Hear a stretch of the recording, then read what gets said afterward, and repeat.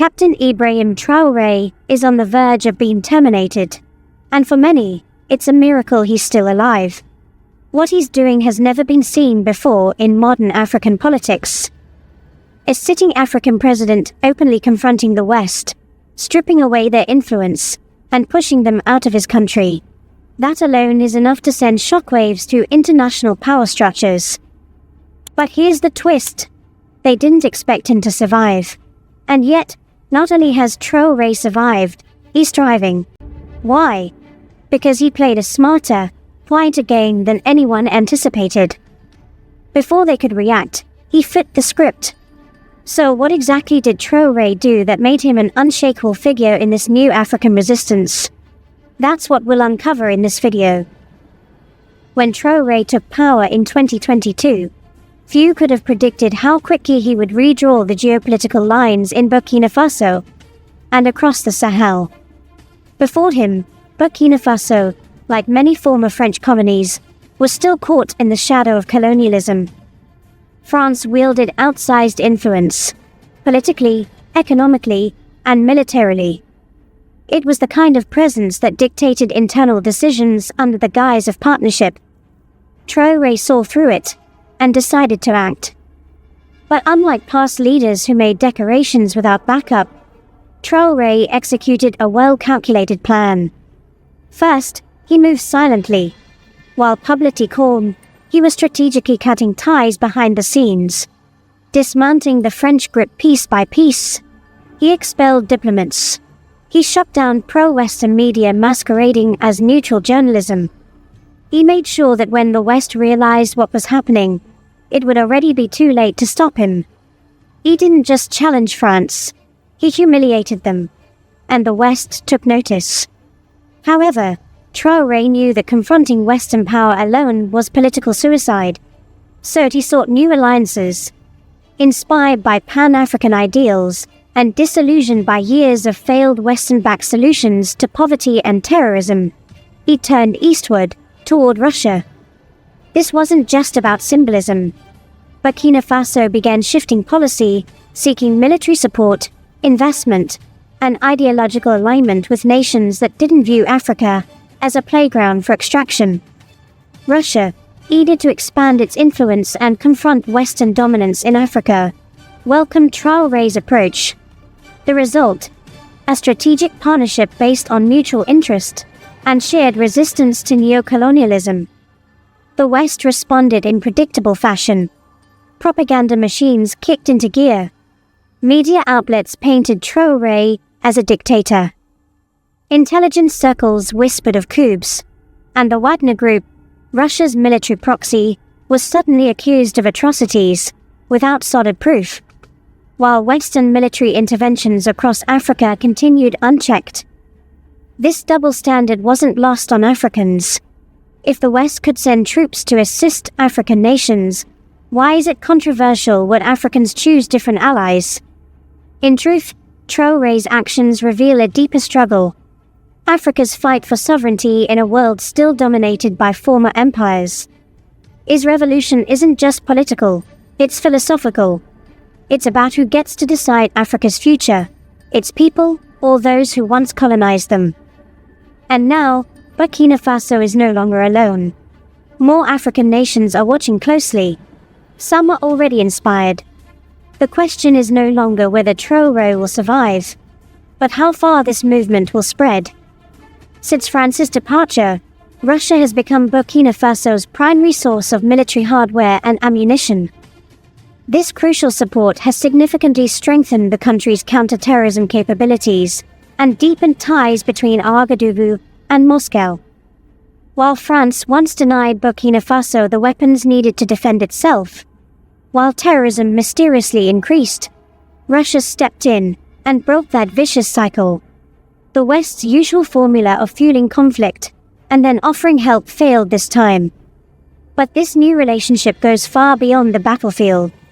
Economically, Burkina Faso has turned to Russia to diversify its partnerships. Deals have been struck in infrastructure, mining, and energy, bringing in much-needed resources and creating a foundation for long-term growth. Russia is not just a military ally, it has become a political shield. On the global stage, Moscow has repeatedly defended Traoré's administration from Western criticism and pressure, giving Burkina Faso the space to make sovereign decisions without fear of external punishment. And here's something many don't realize. Vladimir Putin's open support has significantly boosted Traoré's legitimacy, both domestically and internationally. Russia's endorsement, coupled with military and financial aid, has cemented Traoré's grip on power. It gave him the backup he needed to stand up against the West during the early stages of his leadership. But something has changed. Traoré no longer stands behind anyone. After consolidating his internal support and military control, he now stands on his own, as one of Africa's most influential leaders. Since coming to power in 2022, Traoré has redirected Burkina Faso's foreign policy with striking clarity. His vision is simple: partner with those who respect us, not exploit us. That's why Burkina Faso's pivot toward Russia was not just tactical, it was ideological. And Burkina Faso gave something in return: credibility. By standing with Russia on the international stage, Burkina Faso has become a rare African voice openly supporting Moscow, even backing its military campaign in Ukraine. This shocked the West. It wasn't just a diplomatic shift. It was a political earthquake. It sent a clear message. Africa will no longer blindly adopt Western definitions of good and evil, friend or foe. It echoed a warning Nelson Mandela once gave: the enemies of the West are not automatically enemies of Africa. Traoré has taken that idea and turned it into policy. For decades, African nations were expected to ask permission before crafting independent foreign policies. Those days are over. Ibrahim Traoré has declared that Burkina Faso, and by extension Africa, will now make decisions based on its own interests, not those of foreign powers. This isn't just a rejection of neo-colonial influence. It's a blueprint for a new African foreign policy, one rooted in sovereignty, realism, and self-respect. Traoré urges African countries to determine their own allies and adversaries based on geography, security, and national development, not based on Western preferences. This new approach challenges decades of post-colonial conditioning and forces a rethink of how Africa engages with the world. No one has ever gone this far. Historically, any African leader who dared express these ideas risked assassination or forced removal. But Traoré has not only said it, he's doing it, and the world is watching. In one of his boldest moves yet, Traoré announced plans to maintain diplomatic ties with North Korea, one of the West's most vilified states. This sent a clear signal. Burkina Faso will no longer allow Western nations to dictate who its friends or enemies should be. Burkina Faso's relationship with North Korea has fluctuated over the years, depending on the political alignment of whoever held power. But under Traoré, that alignment is now firmly anti-imperialist and pro-sovereignty, no matter how controversial. Add your voice to the total liberation of Africa by leaving a comment in the comments section below. Do not forget to like and subscribe for more informative videos like this one. Let's proceed. In the early years of their relationship, North Korea provided Burkina Faso with technical and agricultural assistance, planting the seeds of an ideological partnership. But things took a defining turn in 1983, when Marxist revolutionary Captain Thomas Sankara rose to power. Seeing North Korea's communist system as a political ally in his fight against imperialism, Sankara quickly established formal diplomatic ties and launched a bold new chapter in bilateral relations. He visited Pyongyang twice, once as prime minister and later as president, laying the groundwork for military cooperation and a shared anti-colonial ideology. His actions even led to the creation of a Deepak-Burkina Faso Friendship Association, symbolizing deeper cultural and ideological unity between the two nations. When Sankara was assassinated in 1987, his successor, Blaise Compaoré, initially continued this tight alliance. In 1988, Compaoré himself visited North Korea, further cementing ties. But that didn't last. A major shift came in 2009 when Burkina Faso, serving as a temporary member of the UN Security Council, voted in favor of Resolution 1874, supporting stronger sanctions against North Korea over its nuclear weapons program. To many observers, this move was no coincidence. Compaoré, the man accused of orchestrating Sankare's murder, was widely seen as operating under Western influence. Some analysts even argue that Sankare's growing relationship with North Korea was one of the reasons he was targeted for elimination. After all, alliances like these threatened to upend the global order dominated by Western interests. At the time, North Korea wasn't even considered a major threat to the West. But today, the dynamics have changed, and so has the West's tolerance. Captain Ibrahim Traoré, who came to power in 2022, is not just renewing past relationships. He's reigniting an ideological confrontation. His bold decision to re-establish ties with North Korea has sent shockwaves through global diplomatic circles. After 6 years of silence, on March 30, 2023, Burkina Faso officially restored diplomatic relations with Pyongyang. This wasn't just symbolic. Facing growing threats from terrorism, Traoré hopes to benefit from North Korea's military expertise, particularly in weapons training and defense strategy. But it's also about more than just military hardware. It's about sovereignty. By aligning with North Korea, Burkina Faso is making a clear statement. It will no longer limit its foreign policy to the approval of Western powers. The agreements signed between the two countries include cooperation in mining, agriculture, healthcare, research, and military training. It's a calculated move by Traoré, signaling his intent to diversify Burkina Faso's global partnerships beyond the traditional Western orbit. But here's where things get even more complicated. North Korea is infamous for its nuclear weapons program. And while there is no official statement about Burkina Faso seeking nuclear technology, the possibility can't be ignored. Access to nuclear capabilities would drastically shift the power dynamics, not just for Burkina Faso, but for Africa as a whole. Because, as we've seen with North Korea, once a nation controls nuclear technology, Western powers lose their leverage. Sanctions, useless. Threats, ignored. Isolation, ineffective. Could this be what Traoré has in mind? It might sound far-fetched, but it's not impossible.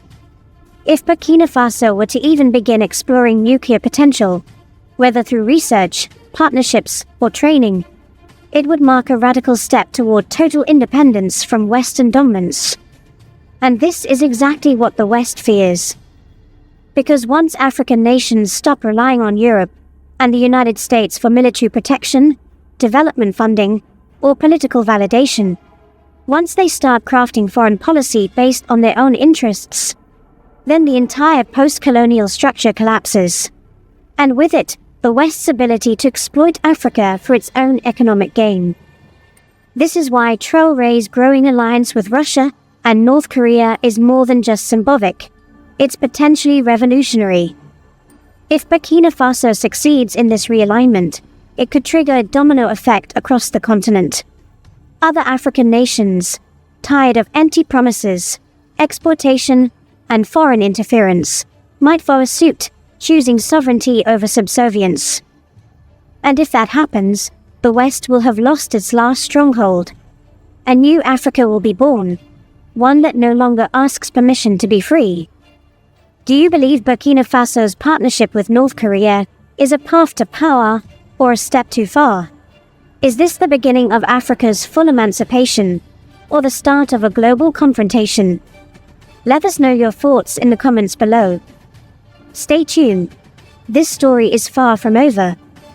We are entering a new era, one where Burkina Faso could become the epicenter of a Russian-dominated order in West Africa, potentially displacing centuries of Western dominance.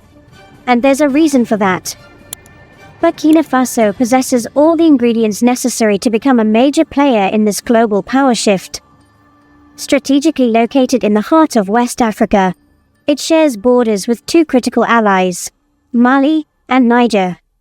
These countries are also undergoing their own transformations, and together they form a geopolitical triangle that's quickly becoming the new front line in the struggle for African sovereignty.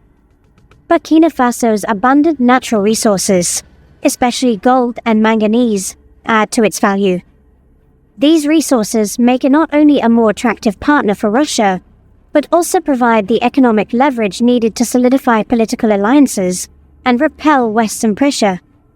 On top of this, Burkina Faso is locked in a continuous war against terrorism. This provides a direct pathway for Russia to offer military support, including weapons, training, and strategic coordination. This security collaboration is not only welcomed by the Burkina Faso government, it's actively encouraged. But what makes this moment even more historic is that Burkina Faso isn't just aligning with Russia behind closed doors. It is projecting that alignment outward, sending a signal to other African countries. You no longer have to follow the West. If Traoré's Burkina Faso succeeds, it could become a model for the entire continent, a beacon of sovereignty that shows what's possible when an African country takes back control. That possibility has terrified Western powers, and for good reason. Because this isn't just about one nation realigning, it's about triggering a chain reaction across Africa, a continental realignment that could weaken Western influence on core values like democracy, human rights, and good governance, terms that have often been used selectively to manipulate African governments. And this vision isn't theoretical anymore. We are seeing its first concrete form in the proposed confederation between Burkina Faso, Mali, and Niger.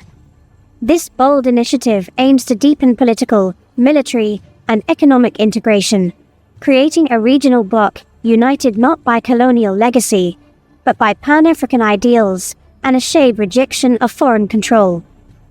If successful, this confederation will be the first building block of a Pan-African alliance that isn't beholden to the West, but aligned with new global partners like Russia, China, and North Korea. It's more than just a regional pact. It's the blueprint for the United States of Africa. A vision long dreamed of by leaders like Kwame Nkrumah, Muammar Gaddafi, and Thomas Sankara, now revived by Captain Ibrahim Traoré, who may just be the most determined African leader yet to challenge the West's grip. But unlike past visionaries who were isolated or assassinated, Traoré is not alone. He is working in concert with like-minded leaders in Mali, Niger, and possibly beyond. Together, they are building a new African order, backed by non-Western powers, who share an interest in seeing Africa free from neo-colonial domination. This proposed confederation aims to go far beyond existing organizations like ECOWAS, or even the African Union, which have often failed to protect member states from foreign influence. Instead, it seeks to create a binding institutional and legal framework, a structure that can coordinate economic policy, military strategy, foreign diplomacy, and shared governance. This is the Africa of the future, a continent united not by borders drawn in Berlin, but by shared values, resources, and a common vision for true independence. The Confederation will become a symbol of African sovereignty, proof that African countries can work together, pool their strengths, and speak with one voice in global affairs. It will give Africa a powerful diplomatic presence, the ability to shape international policy, and the freedom to choose its allies, whether they be Russia, China, North Korea, or any nation that respects Africa as an equal. At that point, it becomes clear, Captain Ibrahim Traoré is not just a national leader.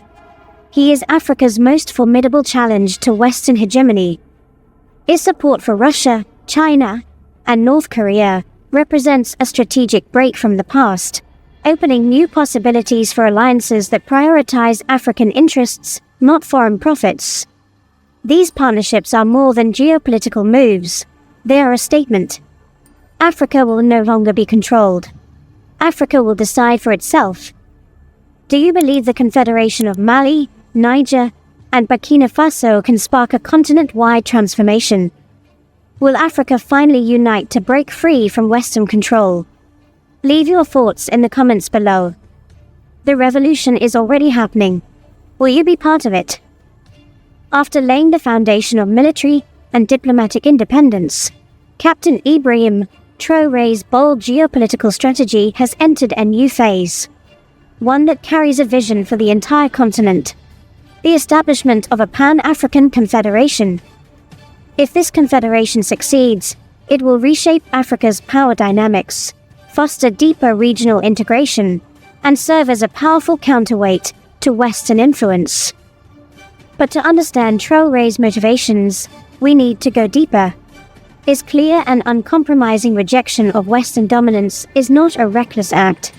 It is a calculated response to centuries of exploitation, economic inequality, and a global order built on injustice.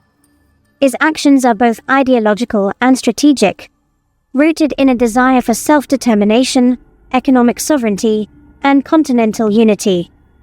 This stance is not without danger. Leaders like Patrice Lumumba, Muammar Gaddafi, and Thomas Sankara were assassinated for daring to think the same way. But Traoré is still standing. Why? Because this time, things are different. Unlike his predecessors, Traoré is not isolated. He is backed by two of the most defiant and powerful anti-Western figures on the planet: Kim Jong-un of North Korea and Vladimir Putin of Russia. These alliances provide more than just military or diplomatic support. They are geopolitical deterrents.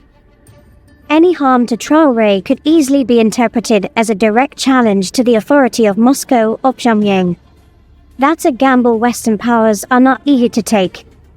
Both Kim and Putin have shown time and again that they do not tolerate provocation lightly. They are known for their retaliatory foreign policy, and any Western-backed plot against Traoré could trigger a swift and devastating response, from diplomatic retaliation and economic countermeasures to military escalation. And make no mistake, the international community is watching closely. Any attempt to eliminate or overthrow Captain Traoré, no matter how covert, could backfire spectacularly. It could damage the West's already fragile moral authority, fuel global outrage, and further push African nations into the arms of non-Western powers. This is the new reality. Africa is no longer alone, and its leaders are no longer easy targets. Today, the world is witnessing the emergence of a Pan-African movement with teeth. A movement that can defend itself. A movement with nuclear-backed allies. And Captain Ibrahim Traoré is at the center of it. He is not just fighting for Burkina Faso, he is fighting for a new Africa. But the question remains: can he survive the same fate that silenced revolutionary voices in the past? Can he outmaneuver the covert threats, the economic sabotage, the political pressure, and the military plots? Let's be honest, the danger is real, but so is the hope. Because this time, Africa is rising together. With each alliance, with each declaration of independence, with each call for unity, the continent grows stronger and harder to control. What are your thoughts on the path taken by Captain Ibrahim Traoré? Can he survive the traps that claimed Sankara, Lumumba, and Gaddafi? Or is he the one who finally breaks the curse? Leave your thoughts in the comments below. Don't forget to like and subscribe so we can keep exposing the truth and documenting the rebirth of Africa, from the people, for the people. The time is now. The battle is real. Africa is rising. Captain Ibrahim Traoré is on the verge of being terminated, and for many, it's a miracle he's still alive. What he's doing has never been seen before in modern African politics. A sitting African president openly confronting the West, stripping away their influence, and pushing them out of his country. That alone is enough to send shockwaves through international power structures. But here's the twist. They didn't expect him to survive. And yet, not only has Traoré survived, he's thriving. Why? because he played a smarter, quieter game than anyone anticipated. Before they could react, he flipped the script. So what exactly did Traoré do that made him an unshakable figure in this new African resistance? That's what we'll uncover in this video. When Traoré took power in 2022, few could have predicted how quickly he would redraw the geopolitical lines in Burkina Faso and across the Sahel. Before him, Burkina Faso, like many former French colonies, was still caught in the shadow of colonialism. France wielded outsized influence, politically, economically, and militarily. It was the kind of presence that dictated internal decisions under the guise of partnership. Traoré saw through it and decided to act. But unlike past leaders who made decorations without backup, Traoré executed a well-calculated plan. First, he moved silently